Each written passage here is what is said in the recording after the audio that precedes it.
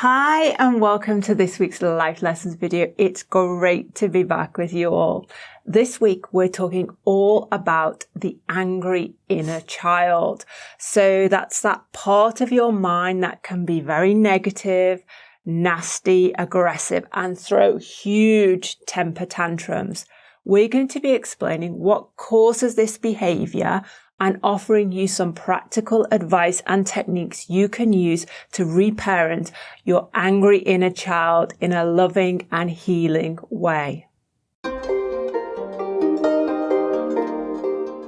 Welcome to our Wu Wei Wisdom Life Lessons series. In each episode, we answer your questions, reveal the powerful life lesson, and offer you lots of practical tips and advice to help you live in balance, harmony, and flow.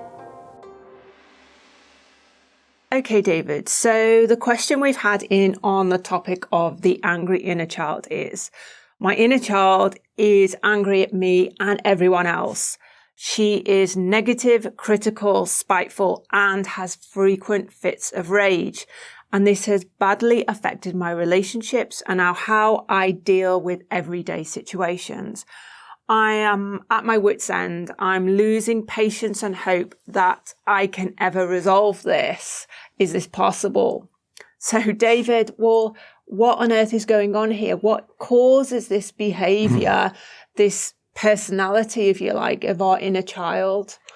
Well, first of all, it is possible. I can't be precise for this lady because I'd need to know a little bit more background as information. So I'll give you the general ballpark.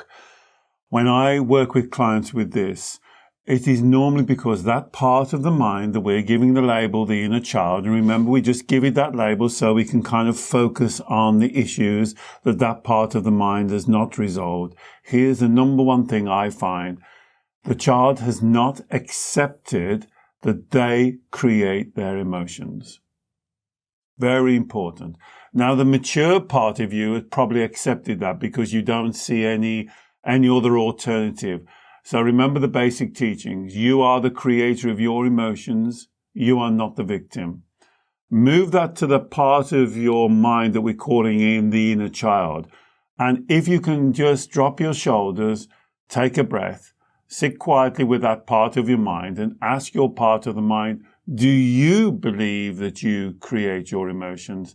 I will almost guarantee the answer is no. The emotions are external and I get whisked along like a tsunami wave and I can't stop it. So is what you're saying then, if my inner child feels anxious, scared, frightened, unhappy, frustrated, all these emotions, that the fact that the inner child doesn't accept that he or she creates those emotions, those feelings within herself, the fact that the child doesn't accept that and I guess blames other people and other things, that's what's making the child angry. Because is the child saying, it's not fair, this won't stop happening to me, this is terrible, exactly. I'm really angry about it, how dare what's happening to me now or what's happening to me in the past? Exactly. How dare that happen? And what she does, she almost whips it up, makes it even worse. It's almost like,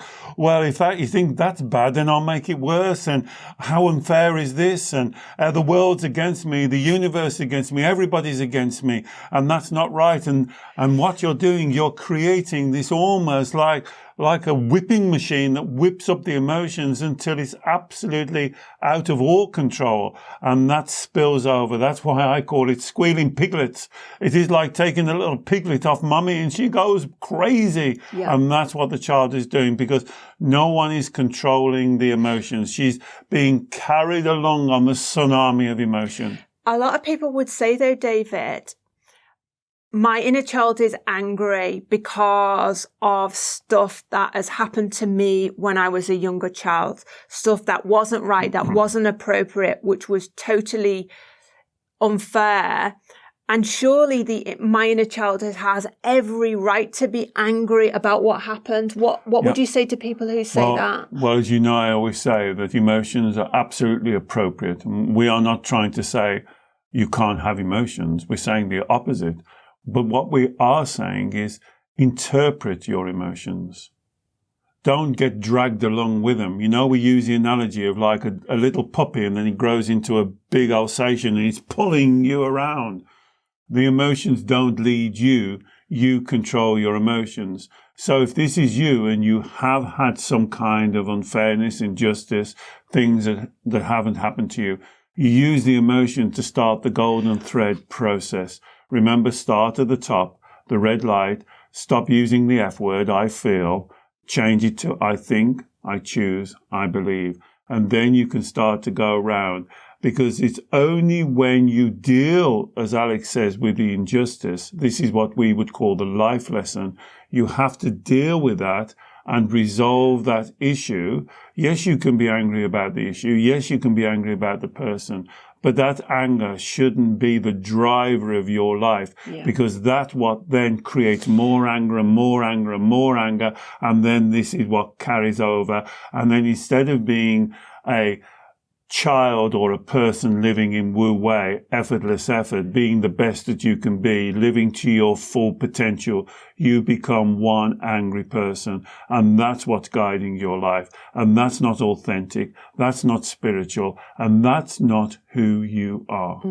And so, David, I think what you've said is very powerful there, because it's quite appropriate for when we were a child to experience the red light emotion of anger or whatever uncomfortable or painful emotion that was in response to what happened to you. Absolutely. But the problem comes if you keep repeating the emotion for years, decades later into your adulthood. That emotion of anger is now inappropriate. It is now not allowing you to flourish and grow. The repeating and inflaming the emotion and focusing only on the emotion is holding you back in your life. So as you said, using the golden thread process method that we teach, we need to start at the top level, which is the red light emotion. So the anger that the inner child has given you. But then rather than allowing that inner child to keep on repeating that emotion and carrying it forward, paying it forward, we need to be encouraging that inner child to start talking about what it's thinking, what it's believing, what it's choosing, that layer beneath the emotion, because then that will take you down to the deeper core beliefs and the lies, as we call them. I'm not good enough. I can't cope. I can't manage. I'm unlovable. All those deep-seated lies that were created around the time of the childhood incidents or incidences that knock that child off balance, that cause that child to want to lock down and protect itself. Then you get down to the original life lesson. But if you keep on allowing, or if you don't teach the inner child that, darling, you are just repeating and inflaming the red light emotions by being angry, by lashing out. We need to do things a different way. Let's look at what you're angry about. What are you thinking? What are you believing? We need to drop down those layers to get to the life lesson. Well, it isn't, because, and exactly what you've said, I would agree with, because then the anger becomes a self-fulfilling prophecy. And then you start to build your life, and your life direction becomes as an angry person. Everything you're doing, you almost have to live up to your own model of being angry. And so therefore, that's the filter. Remember, we talked a few sessions ago about glasses. If they've got a yellow filter, you see everything in yellow. If they've got a blue filter, you then see everything in blue. If you've got an angry filter, you then see everything in anger. So everything, whether it's career, whether it's family, you're looking to go, because this is very familiar, this is in a way comfortable, it's where you're used to, what is where the road leads you. So you live your life as an angry person, angry with you, yourself, with other people, if they don't meet up to your standards, your morals, your principles, and then you're on the carousel. And this is now becomes your driver. But this is not who you are. And this then creates even more red lights. So because you're not living your truth, remember, you're a spiritual being and you're not living your truth. You're following a program of anger, resentment, frustration, getting even, getting your own back, having high standards, people not meeting your standards, getting more and more angry. Take a breath. This is not the way to live your life, is it? Really? And it can be solved. As the lady said, can it be solved? Absolutely can be solved, because you have to go down and learn that original life lesson. May go right back into your childhood. I flag up the ages of between 6 years old and 9 years old as being really important ages, because even though you may be angry, here's something else to consider. You're a very sensitive person. And just because you can shout and scream doesn't mean to say you're not sensitive. In fact, in my experiences, clients who shout and scream and lose their temper the quickest are the most sensitive. And I think, David, that's so true, because I was going to say sometimes it's kind of, I can understand how our inner child could be angry about an extreme injustice or unfairness they experienced in childhood. But often the inner child uses anger and aggression and negativity as a means of self-protecting themselves, because they are actually very sensitive.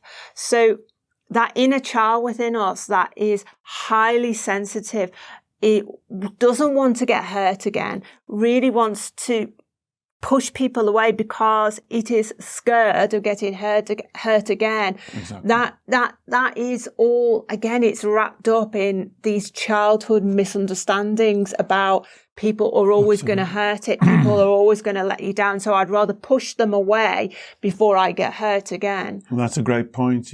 I'll get my strike in first because I know this is going to end badly. So let me try and be in control. You see, it's trying to be in control again. All of the stuff that we talk about in all of our videos, look back in the archives and see us repeating this message time and time again. You know why we do it? Because it's really worth repeating.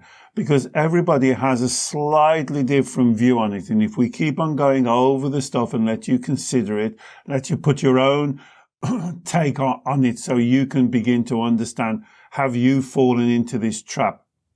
Have you fallen into the carousel of despair, going around and around? So if you see your life as always angry, always people are against you, always the world's against you, the job's against you, your family's against you, then there is something inside of you that you've got to change that filter. And I think for people wanting to know more about, well, what's the life lesson here? You say the child is angry because there's a life lesson that needs to be learned related to the past situation.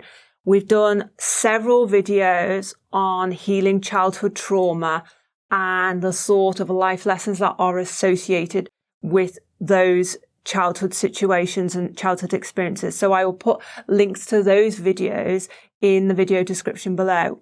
We've also done a video on the superpowers of a highly sensitive person. And if you want to know more about how, if you're an angry person, or if you have an angry inner child that's dominating your life, and you want to know more about how actually that's related to your sensitivity, I'll put a link above to that video where we explain much more about the emotional extremes that a sensitive person can experience, including that anger and aggression as a means of self-protection. But David, I also wanted to ask you, would it be possible for our inner child to be angry, negative and nasty to us simply because we are ignoring it, because we're shutting it out, because we actually want to avoid having to deal with this difficult, willful, temper tantrum, disruptive child? Yes. And so that's our avoidance as an adult, our avoidance in dealing with the inner child and these inner child issues is actually inflaming the situation. Exactly. It's a self-fulfilling prophecy again. And instead of trying to look inwards and do the real work and control the things you can control, so many of my clients are looking outwards. I'm just answering a question now when a client said, why can't the world be the way that I would like it to be? Genuine, happy, no problems, everybody agreeing with each other. This is a Disney utopian world. We don't live in this world. Because who's going to judge, as I'm just writing back to her now, who judged genuine? Do we have to go by your definition of genuine? Who judges authentic? Do we have to go by your definition of authentic? How about if I disagree with your definition? And so the world we live in, thank goodness, is full of unique individual people. And contrast. My goodness, it's the yin and the yang. What would world be like if it's a dictator's world where we all follow the wishes of a dictator who tells us how we should live, what we should do, what time we should get up, what we should eat, what we should go to bed, how we should speak to each other, how we should not speak to each other. And so many people and this is why the inner child work is so important, because the inner child comes up with one of these solutions.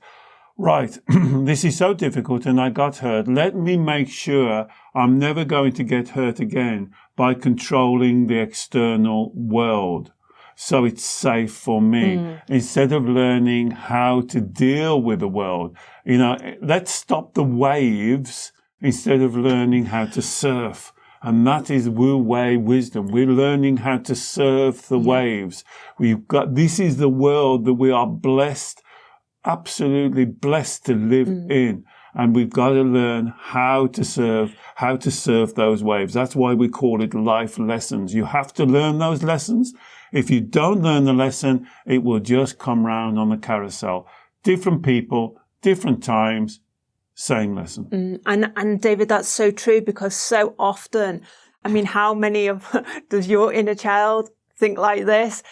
Just wanting the world to be a certain way and then everything will be okay. If the child has been disrupted or hurt in the past, it will do anything to avoid experiencing that again. So it wants to create this perfect world where that thing, whatever it was, won't happen again. It won't be reminded of it. It won't experience it again. And so the inner child tries to control everything, and it can't. That's a fact of life. We can't control everything. We can't create a perfect world. And yet, if the inner child is allowed to hold on to that belief that that's a possibility, no wonder it gets frustrated. No wonder it's on a downer. No wonder it throws temper tantrums, because we are not stepping in as the adult to explain to the child, darling, this is not reality. This is expecting the world to be the way you want it to be, expecting everyone to be nice, expecting for everything to go all right, so you never feel out of place. This is not a possibility. And as you said, we need to teach the child not to try and control the waves, but to learn how to surf, to control its inner world, to understand that it can control its own emotions, that it can control its own reactions, and that no matter whatever else goes on around it, it can still be in control of its own inner world and inner peace. Can I give you a practical example of this? When you or your inner child says, it's not fair. Have you heard that? From your physical children as well. It's not fair. What do they mean by it's not fair?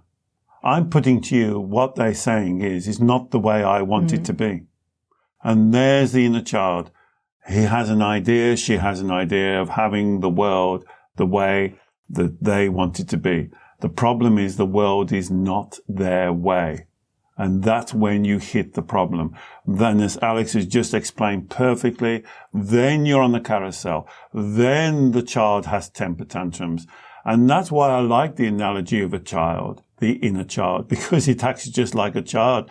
How many times, if you have got children and bedtime is 9 o'clock, oh, please, oh, can I just stop up 10 minutes longer? I'm watching a film. Oh, please, just half an hour. Oh, it's not fair. And this is what they're saying. It's not the way I want it to be. And this is what we have to learn. This is one of the life lessons. The universe, the world, our lives are not always the way that we want them to be. And we have to control and learn to deal with those twists and turns. And I think, David, it's important to say here that when we're giving this teaching to the inner child about, life is not perfect. Life cannot be the way you always want it to be. You can't control external situation or other people.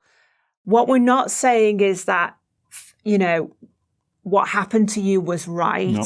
When you were a child, what that person did to you was okay. We're not saying that, but what we're saying is that you can't live your life in the shadow of what happened to you and in complete lockdown. And I'm saying something a little bit more than that as well. I'm saying what happened to you as a child and what you went through shows me what I'm always saying, how awesome you are. Because that shows great fortitude. That shows great inner strength. That shows great determination. That defines you. That defines you. That's showing your true characteristics. That's showing who you really are. Why do you want to layer this other stuff on top, which is a complete waste of time, waste of your energy, showing the wrong image of who you are and cover up who you really are? That's what I'm saying. Yeah. This is why this teaching is so, so important. Sensitivity is not a weakness. It's not being a doormat. As we've said, it's your superpower. It means you can deliver and live in this world with sensitivity. That doesn't mean you betray yourself like you're doing when you're an angry person. All that's doing is betraying yourself, your true nature, who you really are. You're betraying the absolute gem, the crown jewels, the awesomeness, whatever you want to call it, of who you really are. So, David, what you're saying is that if we experience a situation in childhood which is strongly unfair, strongly unjust, and we experience a red light emotion of anger about it, which, we have all sorts of mixed thoughts, we're not good enough, we can't cope with this situation, we're not lovable because of this situation, all these inauthentic thoughts and beliefs. If we then, as a layer of protection to hide those thoughts, layer on top anger, frustration, negativity, we're actually doing ourselves a deep disservice. Absolutely. Because we're not acknowledging, as you said, the fact that we are awesome. Absolutely. To have got through that situation. Absolutely. We are awesome. And we're doing our true, authentic, divine nature a complete disservice. Absolutely. And we're moving away from being spiritual. Yeah. We're moving away from our Shen. We're moving away from that thing that defines us to be unique as in the universe. We're doing our own worst. We're our own worst enemy. We are dishonoring ourselves. We are dishonoring who we are. And this is why this is so important. You are doing worse than what happened to you as a child. And the big difference is you are doing it. And nobody's making you doing it. You are doing it. And then you create, I'm a great believer in the law of attraction. You are now creating a self-fulfilling prophecy. You are now creating more problems because your energy is misaligned, and instead of living your true cause in effortless effort, you're looking around for fights, for injustices, for problems, to prove a negative. What are you proving? What are you proving? You're not proving anything. And if you can clear that away, and then you let your true glow of your true Shen nature shine through, your life changes right now. And you don't have to wait. This is the beauty of these teachings. You don't have to wait and practice for a year. You can change that now because this is in your control. So, David, I'm sold on what you're telling me. I'm sold on the value of now working with my inner child who has behaved in this way for so long, who has self-perpetuated the anger and is so stuck in these red light emotions of anger and frustration and negativity. I want to work with my inner child But my inner child has been like this for a very, very long time. And He's pretty awesome. He can change. But I've tried in the past to work with a child and the child's just lashed out. How do I, when I try to speak to my child, the child it's almost like I imagine the child like throwing things at me, having a big temper tantrum. How do I get the child to calm down so we can start to have a calm conversation? Okay. You say, you know what, darling? The more angry you get, the more you lash out, the more I love you. The calmer I get. I'm not going anywhere. There's nowhere to go. And you sit and you're quiet and you let them lash out. Here's a wonderful Taoist saying.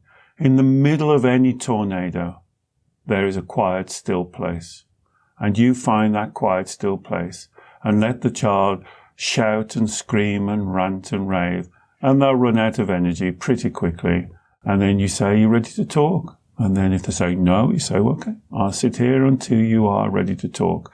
Because the only way through this is to talk. And this is when you connect to your Shen. This is when you connect to your truth. This is when you show your child that sensitivity is not a weakness. A sensitive person is a superpower because he can't be swayed. That person can't be swayed or blown off course because it's true and it's following what we call the Shen contract. Having a clear intention, a direction of travel. And your direction of travel is to bring it together. Second clause, truth, honesty, integrity. You're not going to give up. Doesn't matter what they do. Doesn't matter what they say. You just sit quietly. Third, personal and emotional self-responsibility. You are responsible. This is for you. This is for no one else. This is for you and the part of your mind that we're calling the inner child. Yes, you can get help and assistance and guidance, and we're here to do that. But I've got to tell you, anybody who tells you different, at the end of the day, it's down to you. There's only you can do this. Thank goodness, because it's for you to learn the lesson. Then it's your life that changes, and then you've done it. I'm so grateful. We get lots of cards from clients saying, David, you've really helped. And I haven't done anything. You've done it. You've done it. And that's the key. And when you know you've done that, that's the greatest healing and the greatest power because now you are in control. And David, I think what you said is very powerful because I have this visualization in my mind of us, the kind of adult part of our mind of us, the mature us, when we're having this inner dialogue, we're trying to come to meet with the angry inner child, just almost like sitting there quietly, patiently, lovingly, but in a very determined and self-disciplined way. Non-judgmental, non-critical, because in the past we may have ignored the child, tried to shut it out, and the child believed it wasn't being listened to. But equally, another strategy a lot of people use is almost like fighting fire with fire. So if the child lashes out at us, we have lashed out back at the child. If the child has shouted at us through negative self-talk, really harsh self-criticism, we've then shouted back at the child. And neither of those two ways work. And there's one more, giving in to the child. Yeah. So giving the child what he wants. This also doesn't work. And that's why they say you've got to sit in the middle of the tornado and not be budged. And breathe and drop your shoulders and just keep on repeating, I love you. We are one. We cannot be separate. We cannot be separate. We are one. We will always be together. We will always be together. And you keep on repeating that until the child calms down. Then you can enter into the discussion and start to look at the life lessons together as a team. And I think, David, that having that patience, that determination to see this through is absolutely key, because when you try this for the first time, the child is going to be like, hello, what's going on here? I'm not playing this game. You know, if If you think I'm going to open up straight away and start talking to you about what I really need, what I'm really stuck on, you've got another thing coming. You know, the child will lash out at you at first, or it will close down completely and dig its heels in stubbornly and say, well, I'm not going to talk. And it will want to create that battle of wills scenario again with you, because that's what's familiar. And that's how it knows it will get its own way. Mm-hmm. So you have to resolutely stick to this new approach, that you will give it as much time as is required, but that you are going to stick to your guns, stay calm, stay quiet, not rise up to the bait of the child digging its heels in or lashing back out at you. And I think that's what makes the Wu Wei model that you're having a look at, and hopefully you can look at some more videos and see whether it's for you. But I think that's what makes us different, because I believe this is a spiritual teaching. I believe that when you're sitting there in the middle of the storm, that's when you have to be to your highest spiritual level. This is where you talk about being loving, compassionate, caring, calm. When that inner child is kicking off big time, that's when you have to do it. Alex used words like patience and things like that. I wouldn't use those words. I would use connecting to your spirituality, connecting to the truth, connecting to your integrity, being honest, having a clear intention of what you're trying to achieve. Transmit that to the child, and it will either happen now, tomorrow, next week, next month, next year. But I'll tell you what, my darling, it is going to happen. No question. And how quickly it happens depends on you. But it will happen. It will happen. And that's what I'm talking about. And that's spirituality. Spirituality for me is not some wishy-washy that you can't grab. Spirituality is your truth, is your integrity, is who you really are. That's spirituality. That's the message of the Wu Wei wisdom model. That's the message of all of our videos. You connect to that deep inside of you. Nothing, no one, no situation can beat you. And that's who you are. Nobody can give you that, and no one can take that away from you. And that's what I mean. All of those difficult, challenging, disgusting situations that you had to go through as a child, you came through it. And that's your spirituality. Because no one can touch that. They can hurt you physically, emotionally, but they can't touch that spirit. And that's what I want you to connect to, because that's what sees you through all of these life lessons. Thank you, David. Thank you. Well, I hope you have got some useful support and advice from this video. If what we've talked about today has resonated with you, or you have any questions, please do comment below. If you know somebody else who would also benefit from the teaching, please share the video with them.